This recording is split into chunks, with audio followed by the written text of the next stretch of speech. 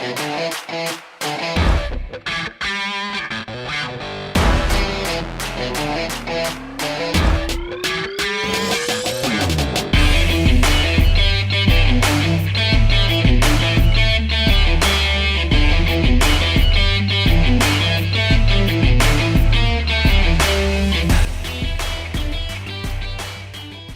guys, welcome back to Kicking It with David Akers.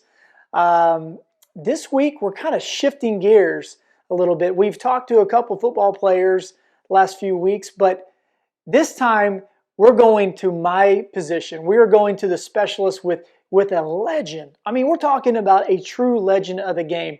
So this guy here, man, let me tell you what, this guy, he played for a quarter century in pro football. A quarter century, 25 years in pro sports. It's amazing.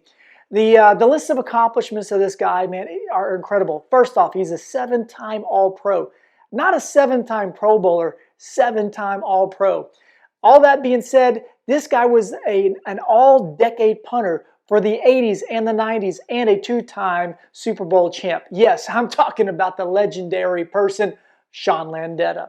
Sean helped me in many ways as a youngster when I was with the Eagles early on in my career, and I was like a sponge. I watched him as a seasoned vet on a daily basis, the ins and the outs of what he was doing, and just kind of how he treated each day as a professional. I watched how he interacted with the journalists, and he knew them all by name. And along with one of the biggest things I learned how he would deal with people outside of the building.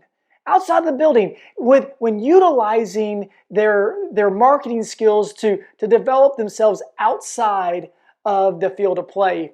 And so for that reason, I want to thank you guys for listening today and paying attention to a guy that has helped me in tremendous ways, the legendary Sean Landeta.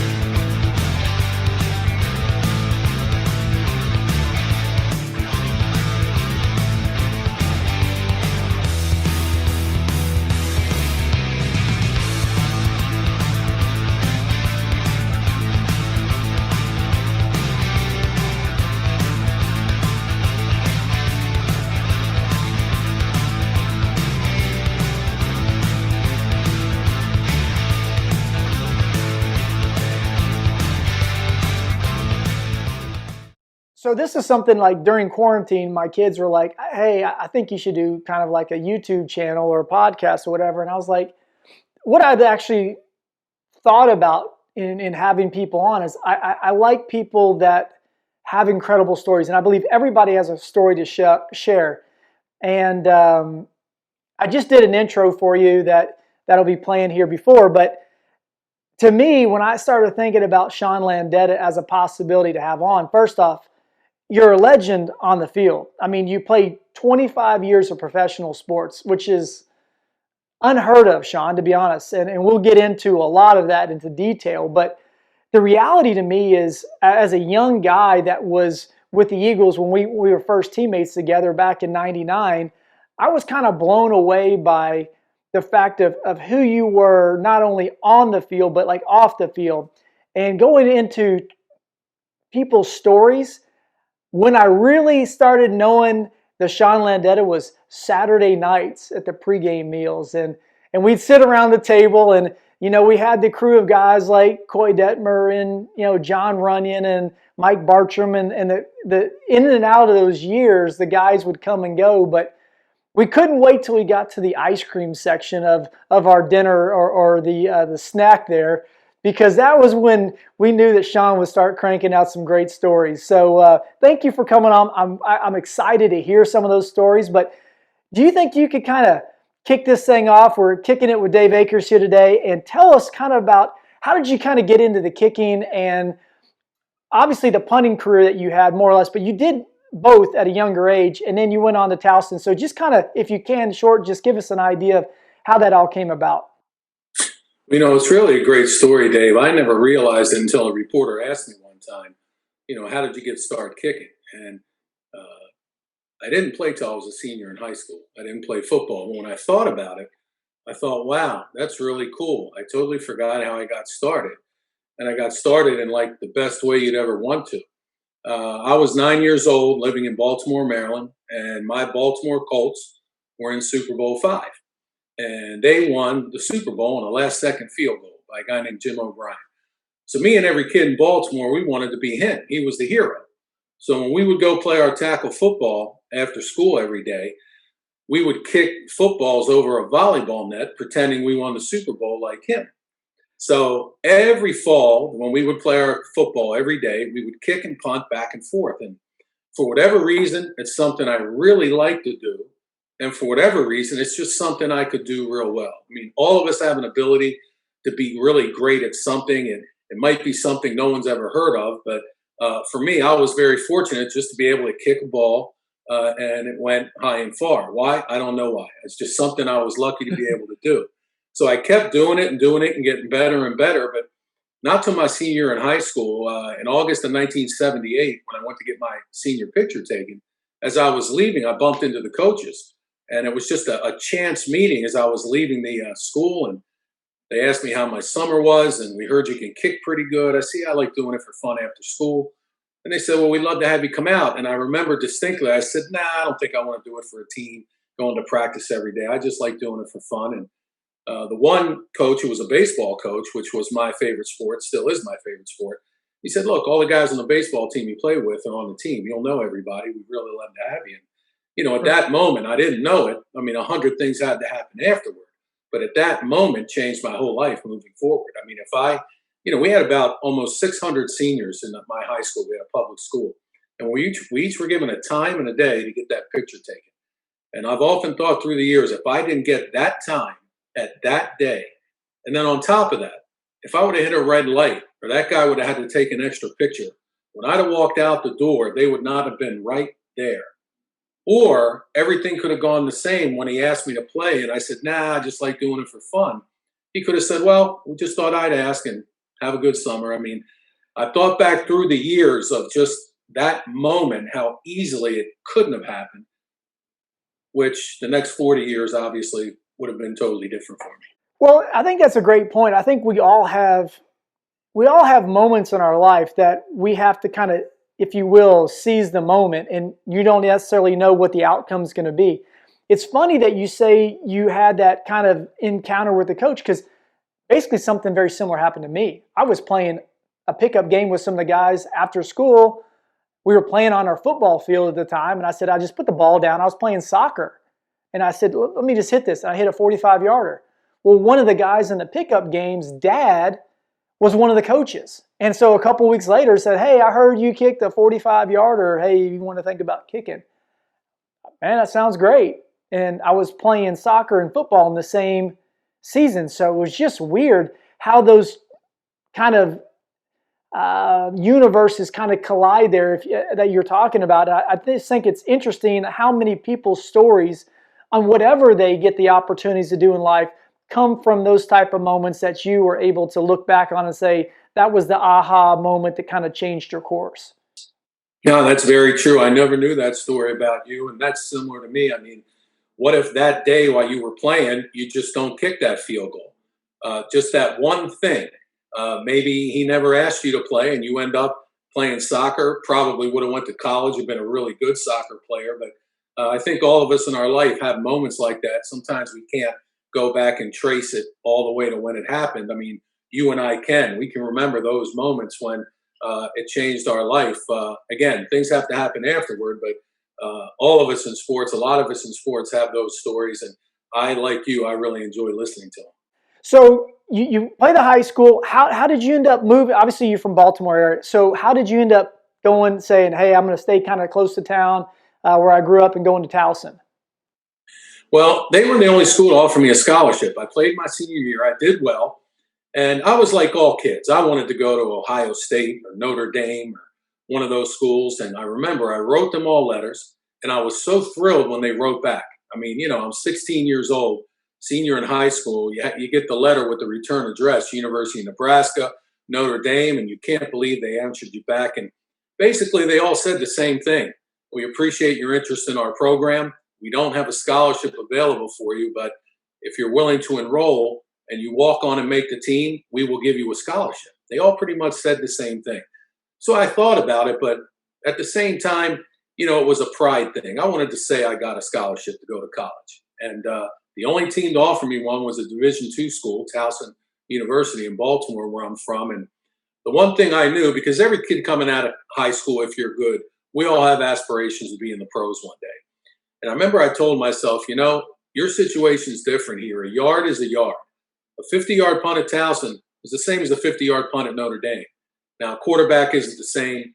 Running back isn't the same. And maybe even they might say, well, you didn't do it in front of a 80,000-seat stadium, and they might have a point there. But for the most part, I told myself, look, if you're good enough, playing at Towson will not be the reason you don't make it. So I just told myself to play the best I can, and I was just fortunate to play well enough to get the chance to play. But that's why I went to Towson.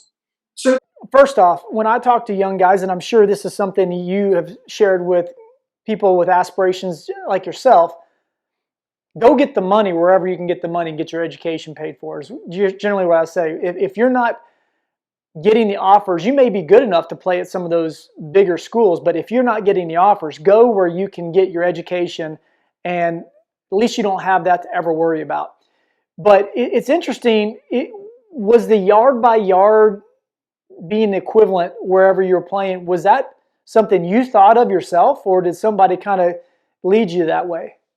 No, I thought of that myself because what happened is I told you, I started kicking on when I was 9 and 10, 11, 12, 13. I grew pretty quick. I was almost 5'10", 170 pounds when I was 13. So physically, Wow. I grew very fast. And because of that, I really, played well in sports. And I, like you, played soccer. So I could kick a 40 or 50-yard field goal with both legs. And I knew a yard was 3 feet, but I almost couldn't believe it because I'd watch a pro game and you'd watch a guy come up short from 50 or 51. And I'd say to myself, maybe their yards are longer than mine because I don't want to believe that at 13 years old, I can kick a 50-yard field goal. And I knew a yard was a yard, but I almost didn't want to believe it. So mentally, what it did for me when it's like, Sean, their yards are the same as yours. So this is just something you can do. You just got to practice, play as best you can every year because you're going to get a chance. And when you get your chance, play your best. So that's what happened is when I excelled when I was younger and I saw what the pros were kicking, I'm like, wait a minute, I can't be doing what they're doing because they're in the pros. But once I realized that, and even though I almost didn't want to, that's when I said to myself, you have something here you can do. And I kept in the back of my mind why I chose Towson is most of us want to go to a major school, but very few people. You played major Division I college. Less than 1% of high school seniors in America are able to do that. But in my position as a punter, it wouldn't hurt me as much to go to a smaller school. I think that's a awesome thought process. And some of the guys that are getting recruited now, because obviously recruiting is a lot different. I mean, you really don't write letters anymore, and it's a lot of it's based on Twitter. It's a whole other situation. So as you look into going through your college years, you then find out like you're pretty good at what you're doing here, and there's an opportunity at the next level. So can you kind of take into go back to memory and like what kind of made you think, okay, I'm going to kind of look towards the USFL versus the NFL. For those of you who don't know out there, back in the day, there was another league called the USFL, United States Football League. And heck, even myself, I played in NFL Europe, NFLE, which was based upon the old World League. So there have been multiple, like we hear about the XFL and the AAL or AAF or whatever it was, with these different leagues. There are different leagues in the NFL. And so there was a prominent league in America at that time. And Sean, that's where you started off. But can you tell me kind of how that went down?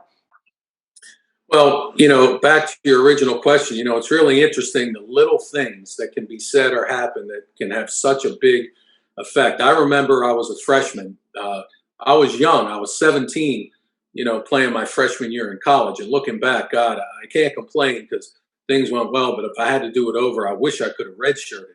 But I played my freshman year. I was 17, and we had a couple prospects, even though we were a Division II school. So all of us were so excited when pro scouts would come out to watch. And one of the pro scouts actually said to our coach, and he told me later, he said to him, tell me about your punter. He said, oh, he's just a freshman. He's got a good leg. And, maybe one day he might be a prospect. And again, to be 17 years old and just the thought that a pro scout saw you play and asked about you, as little as that is, that was just so great just for my determination and incentive just to work hard. Because now looking back, we know that thousands of kids get that. But at that time, it was like, wow, somebody actually saw me. And just the fact I knew it could happen, that really helped me. So I played through my college years. I do well. The USFL comes out in 1983 when I'm ready to be a professional. Now, the NFL, many of their scouts told me they were going to draft me. I wasn't sure about that because I was a Division II punter. And I spoke with my agent. He said, look, you can wait to go to the NFL draft. Back then it was 12 rounds.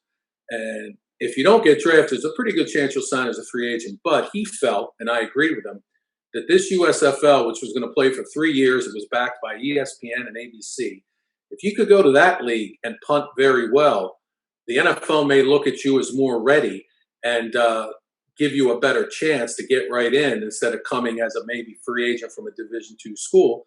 But he told me, he said, you make your decision. So that's why I ended up going to the USFL first. And looking back, we'll never know. I had a scout from the 49ers later tell me, because I remember he was an older gentleman with blonde hair. He must have been out to see me 3-4 times. And then later, they said, we absolutely wanted to draft you late, in the 11th or 12th round. And another team also said that, but that was after the fact. Sure. Later after you succeeded, they told you that. But, looking back, I was lucky. It was a good move for me. I played on a very good team in Philadelphia with the Stars. And then I had a chance to go to the NFL. So looking back again, who knows? Without the USFL, I'd like to think I'd have still played, but you never know. Might not have. That's all part of the luck and breaks and things that have to happen. So you go from the Stars and then end up playing for the Giants, correct? Yes. And during the time of the Giants, you win 2 Super Bowl rings, which, as you know, I don't have one. I played in 2. You played in 2 Super Bowls. I got 2 rings that say I was the first place loser, But in that experience, and I, again, these are stories that we heard around the team snack on Saturday nights. One of my favorite stories is you're watching Scott Norwood attempt the field goal to win the game when you're all playing the Bills, the Giants versus the Bills. I remember watching it where I was watching it, but you had somebody else watching it right over your shoulder. Can you kind of remember what I'm talking about with this one here? Yeah, I do. Playing in New York, I was there at such a great time. We were able to get to 2 Super Bowls and win, plus be in the playoffs. So about 7-8 years, we were really relevant. And everything else off the field in New York, you get to do so many things, meet so many people. And one of the people I got a chance to meet who was a huge New York Giants fan is the singer Bon Jovi. I met him back in 1989. We became friends. In 1990, he ended up coming to a lot of our games. So, he's down in Tampa there. I said, listen, come down before pregame and hang out with me when I'm done warming up. We can catch up, talk. And I didn't see him. I looked around for him. I didn't see him. And it was during the Gulf War, so the security was so tight. But anyway, so we're playing the game. So there's a timeout, and Norwood's waiting to line up to kick the field goal. And I feel a tug at my sock, and I kind of look to my left, and there's John kind of kneeling down there. I'm like, where have you been? And he said, they wouldn't let me down on the field. I've been up in the box. And I'm like, when'd you get down here? He said, right now. I said, all right, let's watch this together. So he stood up, and, we were kind of like 2 buddies like this, arm in arm. And it was really weird because I'd been a kicker in college. I certainly wasn't anywhere near good enough to be a pro kicker, but I never want to see another kicker or punter fail because I know what that's like. But certainly in this situation, you didn't want him to make it because you wanted to win. And I think everyone understands that. But, sure, absolutely. As we were facing the field, he was kicking right to left. And when he kicked the field goal, it's not like it bent real hard right. It just stayed to the right. So from our vantage point, we couldn't tell if it was on this side of the upright or the outside. And the only way we knew is out of our peripheral vision, a couple of our defensive backs that had rushed and actually had gotten behind Norwood and turned around. They're the ones that could tell right away. So as we were watching the field goal, we kind of went like this because we saw two or three guys just jump. And then we looked back and, we jumped and celebrated. And, yeah, it was really a great moment. But John was a great fan of the Giants and, been a friend through the years and really loves football. And actually, he was an owner of the Philadelphia indoor team for a number of years. And, I know he really enjoyed that. But that was really he a owned great that moment. with Jaws too, didn't they? The Soul. Yes. Yeah, he owned the Philadelphia Soul with Ron Jaworski, and he had a really good run there. Because I really know he'd like to be an NFL owner, part owner, and he's had a few opportunities. I don't know if he's going to continue to do it, but it's always been in his blood, and he's been a very good friend to the NFL. That's great, and I want to go into to the Bon Jovi for just a few more minutes. So back in '99, you may not even remember this, even though people have to realize Sean basically has a photographic memory. Like he can tell me, David, but that kick you made, it was such and such time. This was the down and distance. This was the distance that you made it, and this was this. I'm like, dude, I don't even remember what I ate for breakfast, but you can remember years back to that. But we were going over the hill. We were in Lehigh University, and we were going over the hill to go down to practice. And I started asking you, like, well, who do you like music-wise? And you're like, well, I kind of have this buddy of mine that makes some mixtapes of his stuff for me. We're still talking tapes. And you go, yeah, I don't know if you've ever heard of him. His name's John Bon Jovi. I'm like, no, never heard of that guy before. He's just an international superstar. But the next year, you were able to get us tickets and go to one of his concerts. But we were also there for their sound check. And James Darling, who was a huge fan of John's as well. By the way, the whole band was like high-fiving when they saw you come in. So I knew there was some great stories about you there. But we go in the back. John comes out, and James, who was the biggest fan, he couldn't speak. He couldn't. I remember. To get these sheet music of Bon Jovi, and we were going to get him to sign it. And I basically had to take it from James and be like, man, would you mind signing this for him? He was just in awe. But again, those are just the kind of things that, I go back to with you on just the stories, man, and just being around a legend like yourself. Some of the things I was sharing in the intro was I learned how to be a pro on a daily basis watching you in my early years, how you prepared yourself for the week, the way you interacted with the media. You knew them all by name. They come up and talk, and you would be like, hey, Rube, or, hey, Les, whatever. And you knew them all. And there was a rapport there that you were able to build. And whether or not you knew it or not, you were teaching me. And one of the things that you shared early on, again, these come to the Saturday night, I guess, snacks and story time, if you will, was how you were able to live basically in New York at the Sheridan year in, year out. And a lot of times you traded, like you marketed yourself in an amazing way for couple generations, or excuse me, couple decades. And through that, you taught me how to be able to kind of market myself in Philly and kind of looking outside those white lines.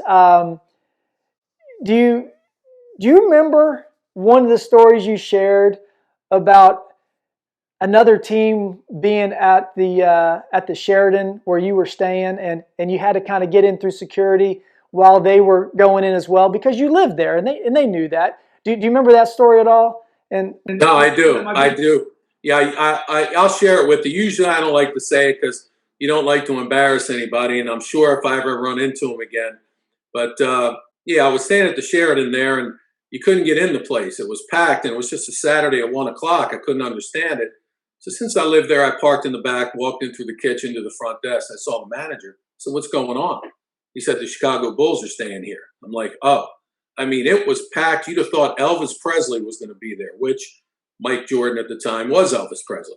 And they had this little narrow gauntlet that each guy was going to try to run through to get to the elevator. So the manager walked me around everything, and I could come to the elevator a different way. And as I was approaching the elevator, I saw a guy dart in front of me and turn into the elevator, but he couldn't see me behind him. So he walks in, and then I walk into the elevator, and the whole Bulls team is facing me. There's like 8 guys in a semicircle looking out at me. And Jordan had just stepped in, and he was facing them. So he saw them looking at me. So he turns around, and he looks down at me. I know he's tall. He must have been wearing boots because he looked like he was 7 feet tall. I know he's 6'6". He turned around and looked down at me with the nastiest look and the nastiest tone of voice. And he said, "Look, man, I ain't signing no more autographs." Okay, he probably thought I was a straggler that got through.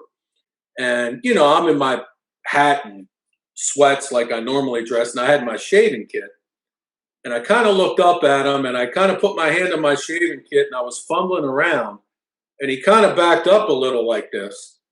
Then my first thought was, does he think I'm going to shoot him? And what I did was I put my fingers around the 2 Super Bowl rings I'd had with the Giants, and I held them up, and I looked at him, and I said, "When you get one of these, then I'll ask you for your autograph." And his eyes got this big.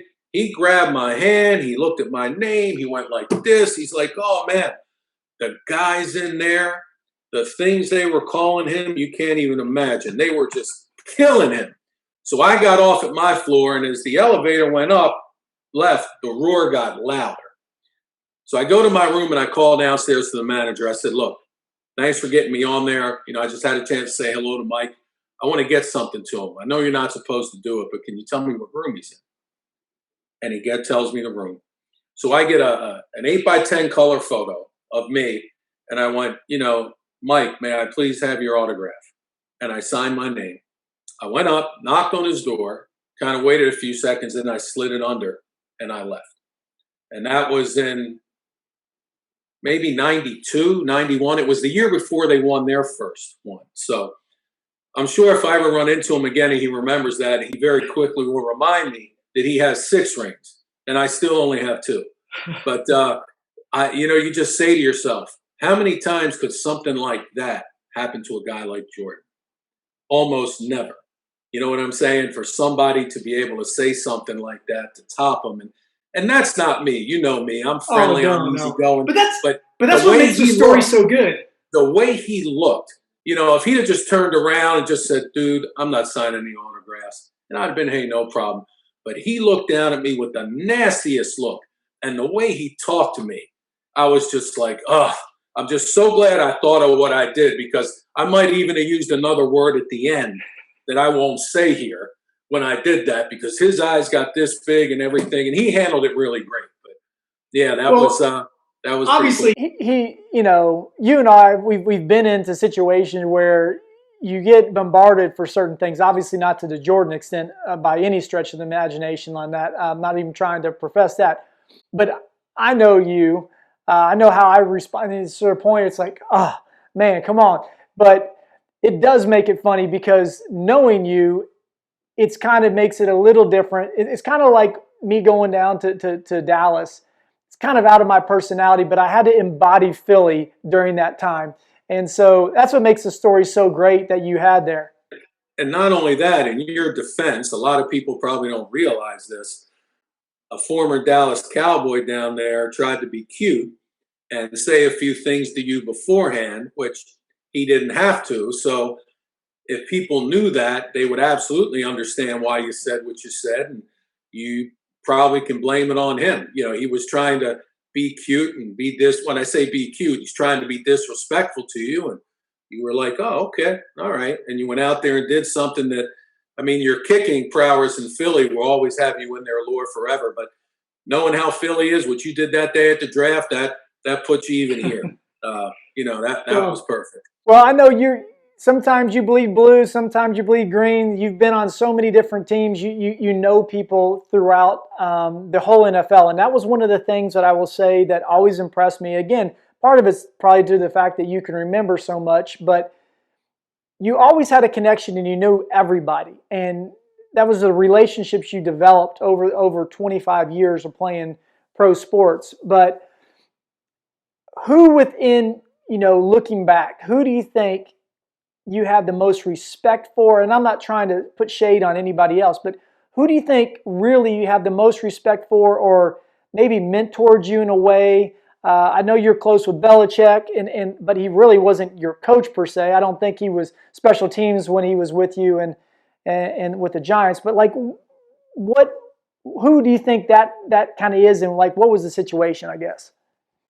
I don't think there's just one guy, Dave. I think through the years there were a number of guys, especially early in your career, because as you mentioned, when all of us are young, we're very impressionable and we're anxious. We want to make it, and sometimes, the fact that we're going to play or not is up in the air. I tell a lot of people the story when people ask me about you. I said, Dave had to be so mentally strong his first year because he had to come in and beat out a guy who just a few years ago was considered the best kicker in the NFL. He did that. Then he had to compete with a guy who'd been an 18-year veteran, and he did that. And I love telling the story when we were playing the Dolphins because, again, like you said, I think about things like this. You went out and kicked a 53 or 54-yard field goal, which probably would have been good from 64. And then 30 seconds later, you lined up from the 30-yard line and hit a kickoff to the back of the end zone, which back then didn't happen much. And I remember you running off the field, I just saying to myself, in the last 2 minutes, he just cemented his place here with two great kicks like that. And because I saw Andy's reaction too. And, sometimes, that has to happen. There has to be moments like that. And that was a great moment. But, that whole year, when we look back with a lot of joy about the good times, but sometimes we forget how the mental struggle it is for all of us, and especially guys like you and me, because, I try and tell people, look, there's only 32 jobs in the whole world out of 7 billion people that can do this for kickers and punters. And, because we don't make a lot of tackles, although you probably made at least a dozen, you were one of the best tackling punters ever. And I wish people knew the injuries that you had because of it, because you never slowed down when you attacked those returners. But, that kind of stuff when you're young, especially, is really tough to deal with because as you get older, we were lucky. I played a long time. You played into your mid to late 30s also. I mean, when you're older, so many things are easier. But those coaches, when I was younger, to have coaches that I felt were in my corner, because all the coaches are good, but some coaches go a little overboard. And many times, even though they might not mean it, they're the reason a player doesn't make it. They're a reason a player doesn't play well because they're trying to stress too hard for him to do one thing when this kid's done another his whole life. But those guys early on, it's not just one, but there was a number of them. The guy we both played for, John Harbaugh. I mean, at that point in my career, 38 to 43 at the end, I couldn't have had a better coach that was in my corner and let me do what I did best, and was fully understood that if you didn't, we'll get somebody else. And I was like, I'm fine with that. And I think that was a great experience for both of us to play for a guy like him. Speaking of Harbs, and I remember sitting in those meetings, we'd have special teams meetings and we'd go up to John's room. And we're sitting there and we're kind of learning. John professed that he really didn't know kicking at that time. And because of that, I'm like, okay, what do you need to know? And he's like, I want to know you. I want to know when you're doing something well and then when you're not. And when you do something that isn't quite right, what does it look differently? But then we got into the nuances in the philosophy of special teams and kicking. And you brought up things that I don't think John had ever thought of, and I certainly hadn't thought of. Oh, hang time. We need this amount of hang time, and we got to have it this far. And you're like, well, okay, let's do this. If I kick a ball and I make the guy backpedal, by the time he's driven back and takes that first step, let's call that the effective hang time. And we started charting kickoffs that way, driving, and we started watching your punts, and you hit line drives this way or that way, and mess up the returners, get them out of their norm. And it started to produce different ways that we even attacked our game plan. And so when I go back and I start thinking about the things that I learned from you, those are things that I am now teaching special teams people even to this day, and kicking guys today. Like when you're in high school and you're saying we got to have a 4-0 hang time kickoff to -7, I'm like, why do you need to do that? If you can get that ball, back when we were kicking from the 30, I stopped trying to hit 4-0s. If I could hit 3-7, 3-6, and I could drive the guy back 4 or 5 yards, and he was running backwards, so he wasn't like Tim Dwight and running through the ball, he'd catch it. The effective hang time was actually closer to 5 seconds on a 3-5, 3-6 hang time. And so I'm starting to share this with people now, and they're like, well, where'd you come up? I said, because we'd watch film. Landeta would always have I remember sitting on the other side of John's desk, grab the stopwatch, John put it on, and you're like, okay, you know what the effective hang time was on that? And it was several tenths more of a second, if not even more than that. And so I see now how John does certain things as a head special teams coach, and I guarantee he can go back and thank you, Sean, for moments like that. So as much as you're appreciative of people, I know they have the same kind of going back. I was tattling up something. So you average 43.3 yards a punt for your total NFL career. You had 6 blocks in 25 years. That's insanely low. I mean, ridiculous. And one of the things that you were so good at, your hand to foot contact was so fast, but the way you molded the ball, who was the guy? There was a guy one time that came in and he was helping us with kicking and punting. He called it ball presentation. I remember that. Ball presentation. We can go a whole other way with that. I know. No, there's no question that. But you were so fast. So you only had 6 blocks. But I averaged this out. Do you know how many miles you basically punted in your career? No. I know. I think I had 50 or 60,000 yards, something like that, but I don't know the miles. So I broke it down. You had over 60,000 yards. You punted over 34.4 miles. Jeez. So one punt at a time for almost 35 miles is unbelievable. Do you think of is there any game, out of 25 years, I mean, and I know you remember everything, but is there one punt that was like your greatest situation? Well, the 2 I remember the most is my very first one. We were playing the Eagles, and I was very fortunate to catch it just right, and we were punting right and kind of got it over his head, and we almost got it down at the 1, but I got about 70 on my first punt. And I remember thinking, man, that's a heck of a way to start. I remember that, and probably the most important one was in Super Bowl 25. It was before that Norwood field goal miss. Earlier in that game, we were punting from the 48 going in, and I hit a real nice one up that landed over by the right sideline, and it hit and it shot in the end zone just inside the pylon. It was very close to really being a perfect punt. But here we are with 2 minutes left. I'm like, you have to make sure you get this inside the 20. And I laid it up to about the 10 or 9.5, as I like to say. I'm going to claim that extra half yard. And, we'll never know, but Norwood, if he's got to kick a 38-yarder instead of a 48-yarder on the other end, he might make that kick. So that extra 10 yards there is silent.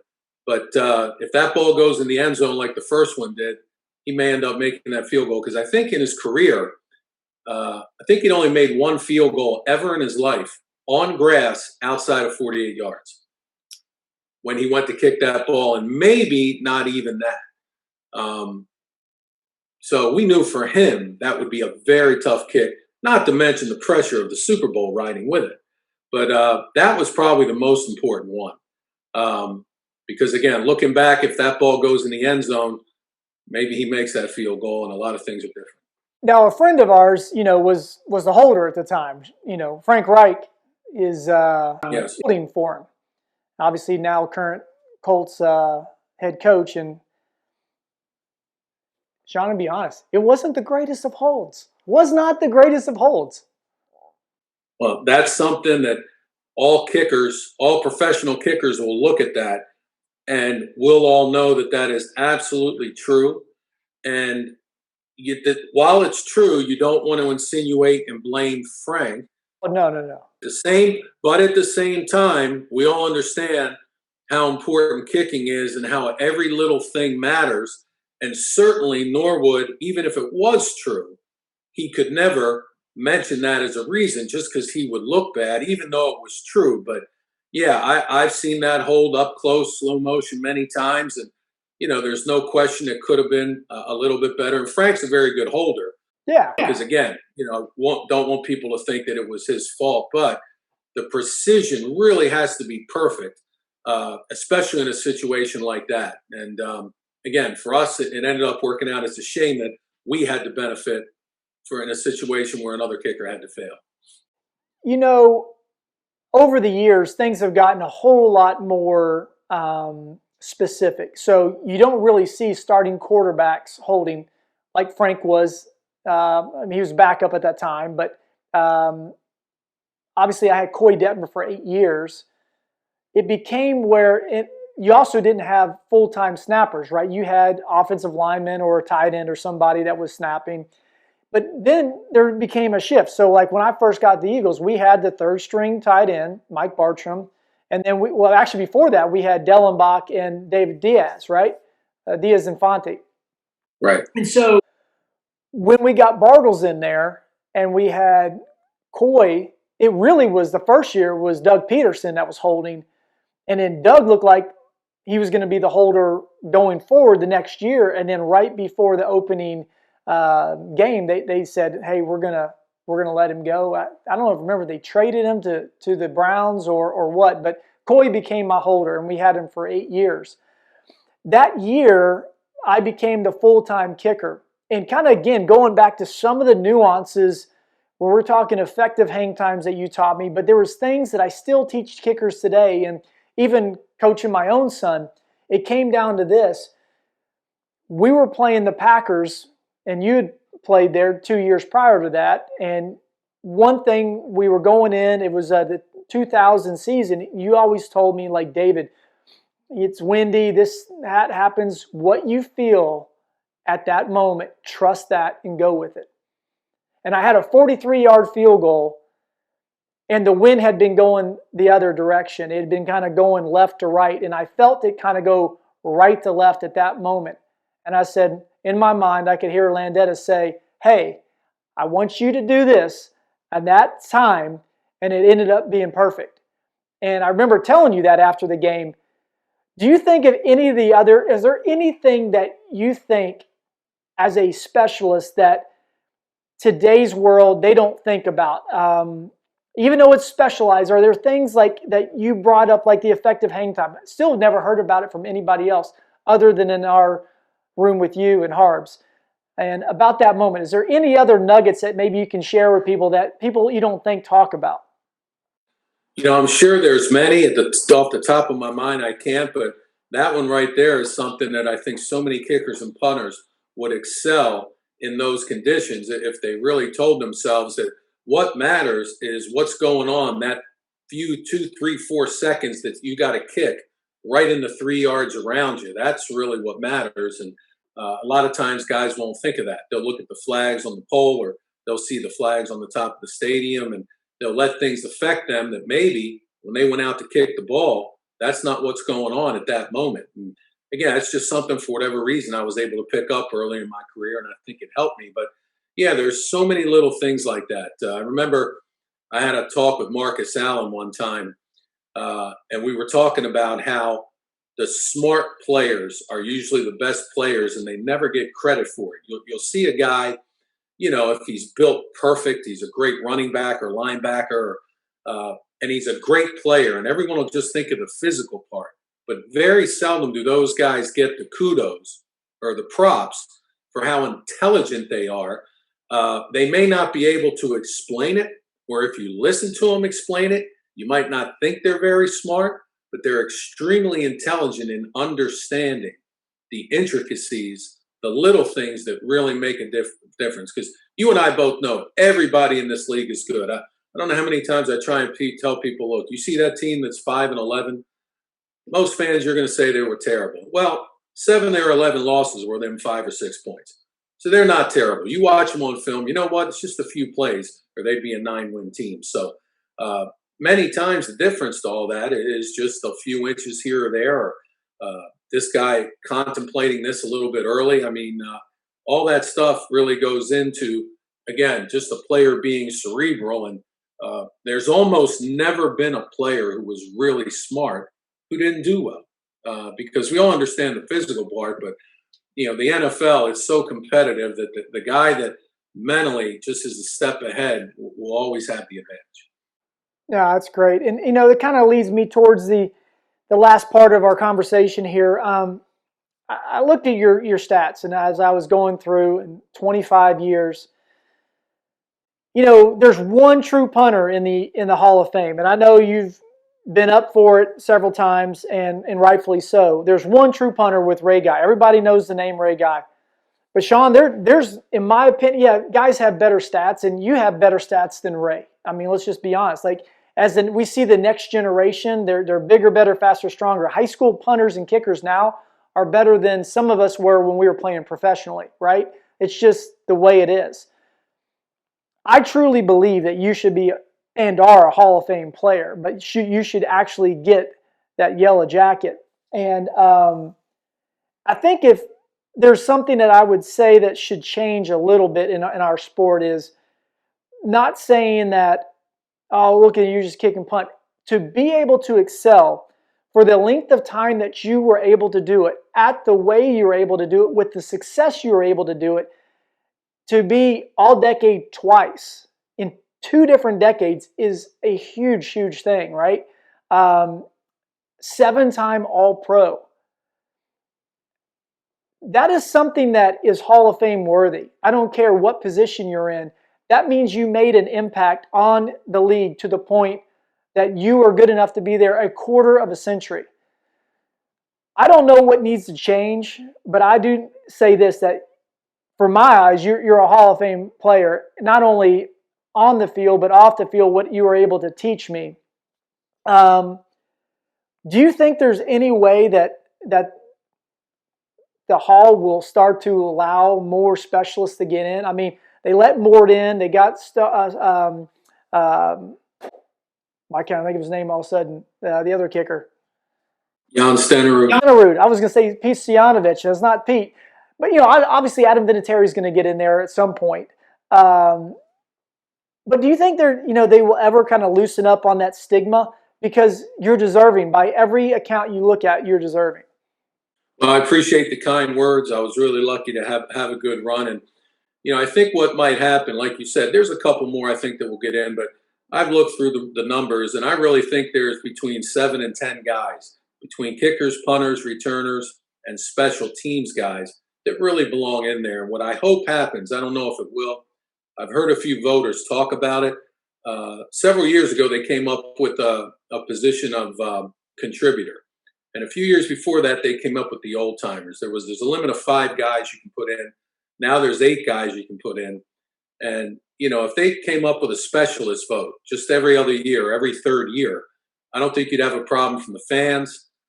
You just pick one specialist. You have one up to be nominated, and either it's a yes or no, like they do the others. And I think if they do that, they will put more specialists in because, my thought on it is certainly the punter and the kicker is not the receiver or the quarterback, but it's a position.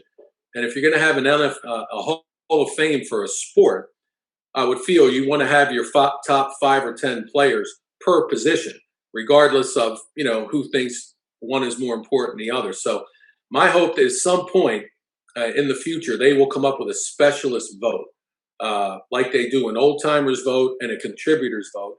And I don't think they'll have any pushback from the fans or the press, and that way they can get specialists in the Hall of Fame. So once they do that, if they do that, that'll loosen it up, and there'll be a number of us to get a shot. And you were also on the Hall of Fame ballot too, and your numbers through all those years definitely warrant consideration. So hopefully they do that, and we'll get a few more guys in. Well, I'd be all for it. I think it actually is a pretty incredible idea, to be honest with you. And I know you know a lot of those people that are in charge of those decisions. So if you can make that happen, that'd be pretty awesome. But I want to thank you for coming on today. We're kicking it with Dave Akers. Again, this is something that my kids kind of brought up, and I thought, again, this would be an awesome idea to just hear people's stories. And though I know most of the stories, I didn't know how you got into it today. So I learned something new today.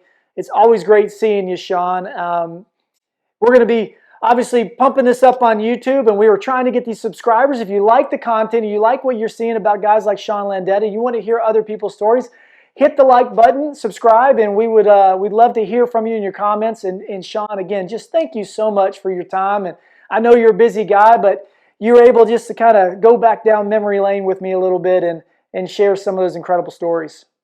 Well, it was great for me too, Dave. It's always great to see. I know, fortunately, through the years we get to catch up back in Philly. This year, obviously different, but hopefully next year we can get together again. Always great to see you. I hope you and your family are well, and it's been nice chatting with you today. Thanks very much. You too, brother. Great to see you. See you soon. Thanks, Dave.